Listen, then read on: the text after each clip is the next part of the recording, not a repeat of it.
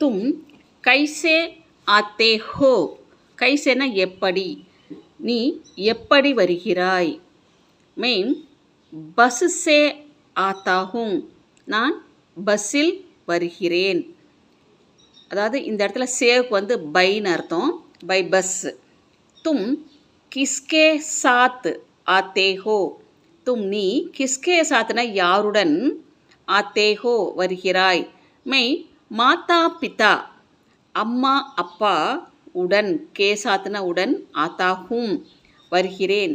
உட்னா அப்படின்னா என்ன அர்த்தம்னா எழுந்திருத்தல் அப்படின்னு அர்த்தம் தும்